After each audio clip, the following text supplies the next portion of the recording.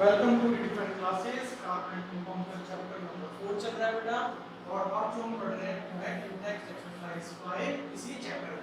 ठीक है, question number 1 देखो। What would you be able to check if water is hard by using a detergent? ठीक है, ये क्वेश्चन है आपका। डिटर्जेंट्स आर अमोनियम और सल्फोनेट सॉल्ट्स। क्या होते हैं बेटा? अमोनियम और sulphonate salts of long chain carboxylic acid. ठीक है, लॉन्ग चेन किसकी होती है? कार्बोक्सिलिक एसिड की।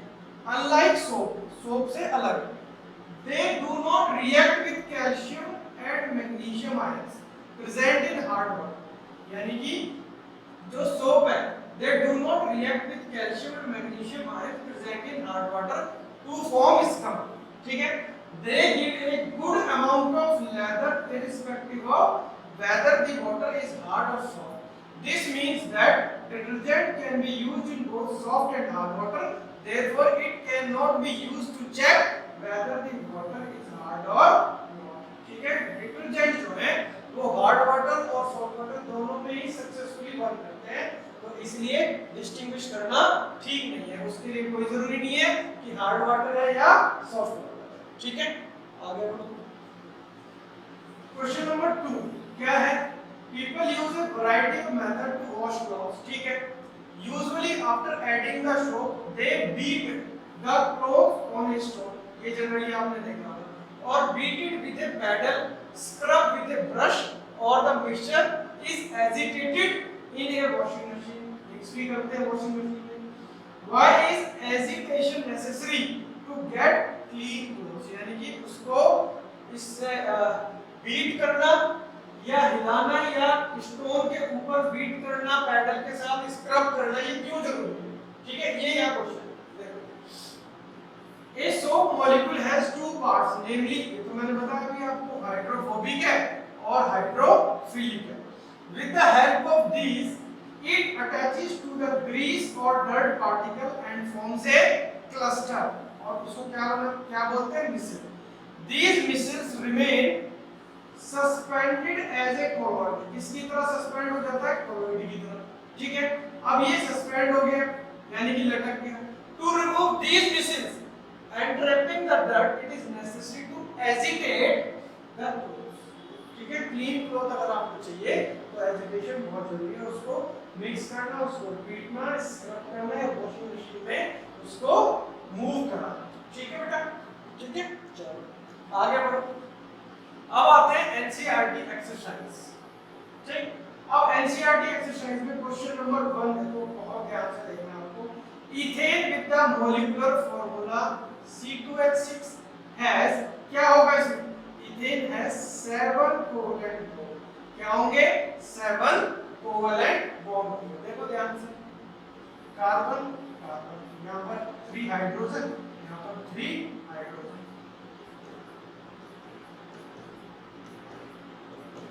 कितने कोवैलेंट बॉन्ड है? 1 2 3 4 5 6 और ये 7। क्लियर होगी बात? क्वेश्चन में कोई दिक्कत? ठीक है, क्वेश्चन नंबर 2 है। क्वेश्चन नंबर 2 क्या है? Butanol is a 4 carbon compound. Butanol है ना, BUTANOL। ठीक है, यानी कि 4 कार्बन के कंपाउंड है इसके with the functional group। कौन सा फंक्शनल ग्रुप होगा? ONE है ना, ONE का मतलब क्या होगा? कीटोन। कौन सा ग्रुप है? कीटोन। ठीक है, ब्यूटेनॉल में कौन सा ग्रुप होता है? कीटोन। ये फंक्शनल ग्रुप की जो वीडियोस है उनको आप देखोगे तो समझ में आएगा कि इसका आंसर ये है। ठीक है, कोई दिक्कत तो नहीं है? कीटोन। आगे बढ़ो। Question number 3। क्वेश्चन नंबर 3 क्या है? While cooking if the bottom of vessel is getting blackened। Blanket होता है कुकिंग के टाइम पे अगर बॉटम ऑफ यूटेंसिल है, ठीक है, बॉटम ऑफ वेसल है, on the outside it means that the food is not cooked completely, the fuel is not burning completely. While cooking if the bottom of the vessel is getting blackened on the outside then it means the fuel is not burning completely. ठीक है, fuel burn नहीं हो रहा अच्छे से, यानी कि oxygen के साथ वो कंबाइन नहीं हो रहा। क्वेश्चन नंबर 4 क्या है? Explain the nature of covalent bond using the bond formation CH3Cl। CH3Cl Cl H यही क्या है CH3Cl, ठीक है। Carbon can neither lose 4 of its electrons nor gain 4 electrons. ये तो मैंने आपको पहले बताया था, ना तो ये लूज कर सकता और ना ही ये गेन कर सकता है। तो क्या कर सकता है, शेयरिंग ऑफ इलेक्ट्रॉन्स कर सकता है। As both the processes require extra amount of energy, ज्यादा amount of energy चाहिए, and would make the system unstable. Therefore, it completes its octet, यानी कि इसको एक इलेक्ट्रॉन कंप्लीट करने by sharing its 4 electrons with other carbon atoms or with atoms of the other element. इसको octet complete करने या तो other carbon atom के साथ कंबाइन करेगा या other atoms के साथ, जो different atoms हैं उनके साथ कंबाइन होगा। The bonds that are formed by sharing electrons are known as covalent bonds। ये आपको पता ही है, इसमें तो कोई ऐसी मुश्किल वाली बात नहीं। In covalent bonding, both the atoms share the valence electron, that is the shared electron belong to the valence share of both the atoms, ठीक है। ये आपको यहाँ पर इसका इलेक्ट्रॉन का स्ट्रक्चर बताया है। Here carbon requires 4 electrons to complete its octet। तो बताइए आपको 4 इलेक्ट्रॉन्स इसको चाहिए क्योंकि खुद के 4 हैं, ठीक है। तो उसको जो 4 इलेक्ट्रॉन है वो कहीं ना कहीं से चाहिए जरूर, ठीक है। यहाँ हाइड्रोजन और यहाँ हाइड्रोजन और यहाँ क्या आ गया, क्लोरीन आ गया। क्लोरीन के कितने इलेक्ट्रॉन से 7 आउट ऑफ 7, ठीक है। While each hydrogen atom requires 1 electron, एक हाइड्रोजन एटम को तो 1 चाहिए। देखो ये कंप्लीट बन गया यहाँ पर, ये यहाँ पर बन गया, ये यहाँ पर कंप्लीट हो गया और ये हाइड्रोजन के तो हो गए कंप्लीट, ठीक है। अब क्लोरीन के 1 2 3 4 5 6 7 8 क्लोरीन के भी देखो यहाँ क्या हो गया, कंप्लीट हो गया, ठीक है। Therefore all of these share, अब क्या करेगा, हाइड्रोजन के डबलेट बन गए, electron to complete its doublet. Also chlorine requires an electron to complete the octet, chlorine पे भी octet कंप्लीट हो गए। Therefore all of these share the electrons and as a result carbon forms 3 bonds with hydrogen and 1 with chlorine, ठीक है। तो जो carbon है वो 3 बॉन्ड बनाएगा, किसके साथ, हाइड्रोजन के साथ, उसने बना दिए। और जो फोर्थ किसके साथ बनाएगा बेटा, क्लोरीन के साथ, ठीक है। ये रहा इसका इलेक्ट्रॉन का स्ट्रक्चर और ये रहा स्ट्रक्चर किसका, CH3 और C, ठीक है। कोई दिक्कत तो नहीं है, क्लोरोमीथेन। आगे बढ़े, क्वेश्चन नंबर 5 क्या है। क्वेश्चन नंबर 5 में draw the electron dot structure बनाना है आपको for ethanoic acid H2S, propanol और F2, क्लियर। देखो इथेनोइक एसिड तो बताइए, देखो CH3COOH, ठीक है। कोई दिक्कत तो नहीं है आपको।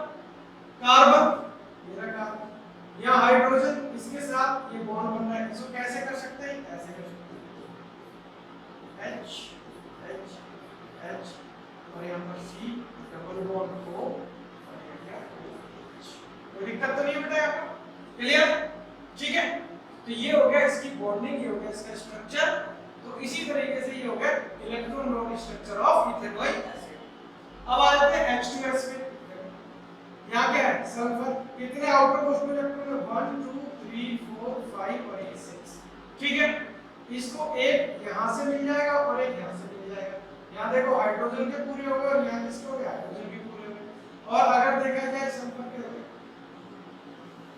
ये 8, कोई दिक्कत तो नहीं, ठीक है। H2S complete. अब हो गया प्रोपेनॉल, ठीक है। प्रोपेनॉल मतलब CH यहाँ पर हो गया 3, ठीक है। और यहाँ C डबल बॉन्ड O और यहाँ हो गया CH, ठीक है। क्लियर हो गया बात। ये हो गया प्रोपेनॉल का इलेक्ट्रॉन डॉट स्ट्रक्चर और ये हो गया बेटा F2, क्लियर। 1 2 3 4 5 6 7 और 1 2 3 4 5 6 7 एक एक शेयर किया और इलेक्ट्रॉन जो ऑक्टेट है हो गया, ठीक है। कोई दिक्कत तो नहीं है, चलो बहुत बढ़िया, आगे बढ़ो। आगे क्या है, क्वेश्चन नंबर 6 है आगे। What is the homologous series, important question है बेटा। Homologous series X explain with an example. Homologous series मैंने अभी वीडियो में आपको एक्सप्लेन करी है, तो आप आसानी से इसको समझ सकते हो। देखो क्या है होमोलोगस सीरीज? तो homologous series is a series of carbon compound, जिसकी होती है कार्बन कंपाउंड्स की, that have different number of carbons, carbon atom different होते हैं but contain the same functional group, हमेशा सेम फंक्शनल ग्रुप होगा। फॉर एग्जांपल देखो यहाँ पर किसका दे रखा है? Methane, ethane, propane, butane, pentane, hexane, heptane, octane, नोनेन, सबका क्या है ये एक होमोलोगस सीरीज है। इसमें डिफरेंस किसका होता है? CH2 का। Are all part of the alkane homologous series? The general formula of this series is CnH2n plus 2। ये तो आपको पता है CnH2n और ये प्लस 2, ठीक है। अब इसमें पहले देखो मीथेन है, क्या है? Methane CH4। अगर आप इसमें CH2 ऐड कर दो तो क्या बनेगा बेटा? C2H6।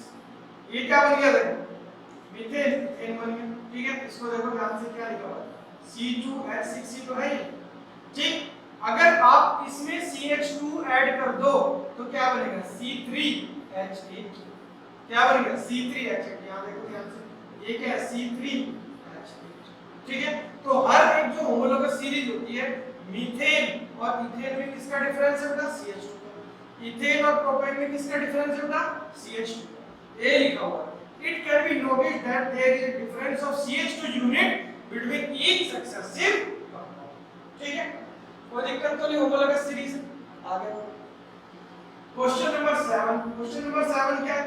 How can ethanol and ethanoic acid, ये मैंने पहले भी क्वेश्चन कराया था आपको, इथेनॉल और ethanoic acid we differentiate on the basis of their physical and chemical properties। में इथेनॉल और इथेनोइक एसिड को डिफरेंशिएट कैसे करेंगे?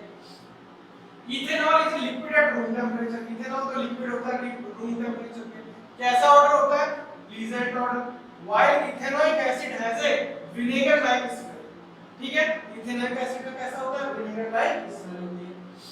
The melting point of ethanoic acid कितनी है? 17 degree Celsius. This is below room temperature and hence it freezes during winter. Winter के time पे जो इथेनोइक एसिड है वो फ्रीज हो जाता है। क्लियर होगी बात? अब यहाँ पर देखो ethanoic acid react with metal carbonate. जो इथेनोइक एसिड है मेटल कार्बोनेट और मेटल हाइड्रोजन कार्बोनेट के साथ रिएक्ट करेगा, क्या बनेगा? To form salt, water and carbon dioxide gas, while ethanol does not react with that, ठीक है। ये हो गया मेटल कार्बोनेट और मेटल हाइड्रोजन कार्बोनेट के साथ कार्बोक्सिलिक एसिड यानी कि इथेनोइक एसिड रिएक्ट कर रहा है, क्या बना रहा है? साल्ट, वाटर और कार्बन डाइऑक्साइड बना रहा है, ठीक है। लेकिन जो इथेनॉल है वो रिएक्ट नहीं करता, किसके साथ?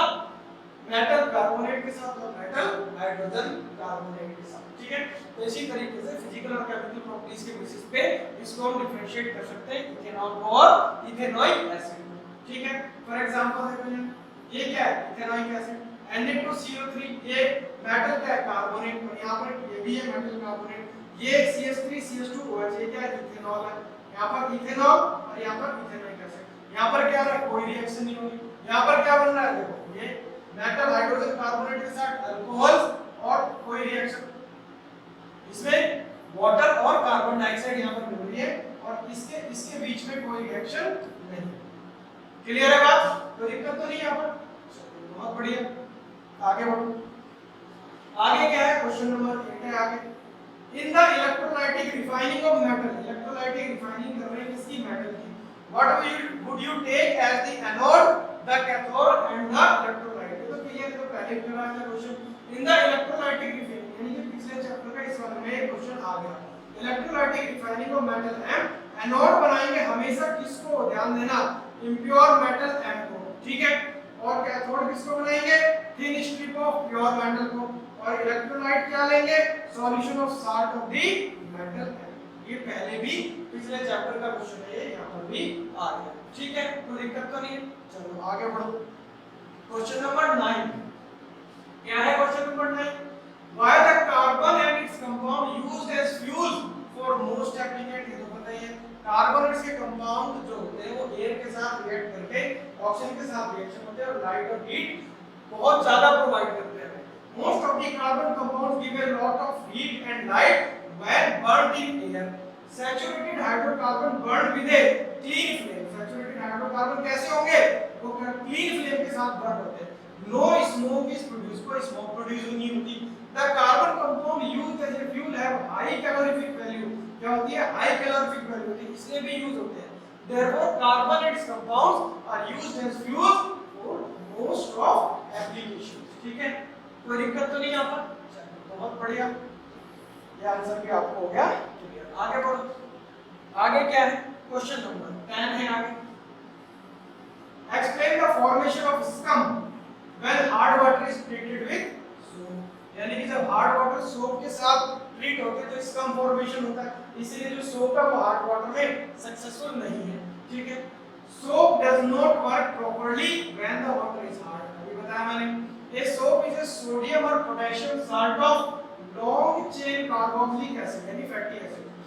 Hard water contains salt of calcium and magnesium, when soap is added to hard water calcium and magnesium ions present in water displace sodium और पोटेशियम आयन, डिस्प्लेस कर देते हैं सोडियम और पोटेशियम आयंस को फ्रॉम द सोप, सोप के अंदर से, forming an insoluble substance, क्या बनाते हैं, इनसॉल्युबल सब्सटेंस, और उसको क्या बोलते हैं बेटा, scum.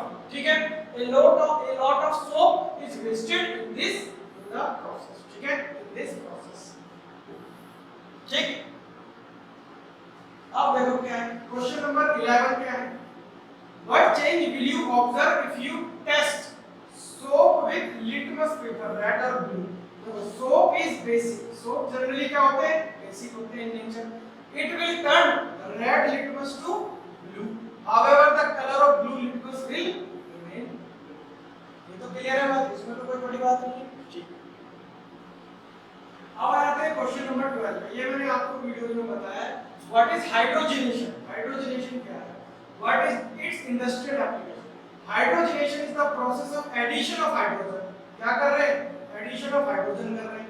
Unsaturated hydrocarbons are added with hydrogen, देखो ये अनसैचुरेटेड हाइड्रोकार्बन यानी कि डबल बॉन्ड है, in the presence of palladium and nickel, palladium और निकल यानी कि पीडी, पैलेडियम और निकल का यूज करके अनसैचुरेटेड हाइड्रोकार्बन को सैचुरेटेड हाइड्रोकार्बन्स में कन्वर्ट कर रहे हैं, क्या करके, हाइड्रोजन का ऐड करके। ठीक है, यहाँ पर देखो आप इसकी जगह क्या कर देंगे, हाइड्रोजन ऐड कर देंगे, कोई दिक्कत तो नहीं है यहाँ पर। ठीक है, this reaction is applied in the hydrogenation of vegetable oil, यानी कि वेजिटेबल ऑयल को वेजिटेबल घी में कन्वर्ट करने के लिए हाइड्रोजनेशन का प्रोसेस करते हैं। ठीक है, कोई दिक्कत तो नहीं, चलो बहुत बढ़िया, आगे बढ़ो। क्वेश्चन नंबर 13 क्या है, which of the following hydrocarbons undergo addition reaction, addition reaction किस में होगा, C2H6 है, C3H8, C3H6, C2H2 and CH4। Unsaturated hydrocarbon, जो भी अनसैचुरेटेड हाइड्रोकार्बन्स होंगे वो क्या होंगे, undergo addition reaction. Being unsaturated hydrocarbon C3H6 and C2H2 undergo addition reaction. ठीक है, C3H6 इसका स्ट्रक्चर देखो, 1 2 और एक जगह डबल बॉन्ड होगा, यहाँ पर ये और एक 1 और ये 3। ठीक है, हाइड्रोजन हाइड्रोजन हाइड्रोजन, ये हो गया आपका C3H6, कोई दिक्कत तो नहीं है। ठीक है, ये क्या अनसैचुरेटेड हाइड्रोकार्बन। C2H2 देख लो,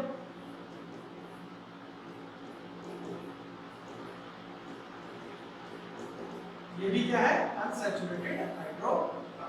ठीक है बेटा, कोई दिक्कत तो नहीं है, चलिए बहुत बढ़िया। क्वेश्चन नंबर 14 पे आ जाओ, give a test that can be used to differentiate chemically between butter and cooking oil। अच्छा, butter contains saturated fat, butter के अंदर क्या होगा, saturated fats होंगे, therefore it cannot be hydrogenated, उसको हाइड्रोजनेटेड नहीं हो सकता वो। on the other hand oil has unsaturated fat, जो भी बताया मैंने, उनको क्या कर देंगे, हाइड्रोजनेशन कर सकते हैं। ठीक है, that is why it can be hydrogenated to saturated fat solids। यही है डिफरेंस इसमें बटर और कुकिंग ऑयल में। बटर को हाइड्रोजनेशन पॉसिबल नहीं है बटर का, और कुकिंग ऑयल का हाइड्रोजनेशन पॉसिबल है। ठीक है, वो वेजिटेबल घी में कन्वर्ट हो जाएगा थ्रू हाइड्रोजनेशन प्रोसेस। अब आता है क्वेश्चन नंबर 15 पे, explain the mechanism of cleansing action of soaps. ये भी आपको मैंने क्लियर किया था, क्या है क्लींजिंग एक्शन ऑफ सोप, क्या है, the dirt present on clothes is organic in nature, कैसा होता है, organic in nature, and insoluble in water. Therefore, it cannot be removed by only washing with water. ठीक है?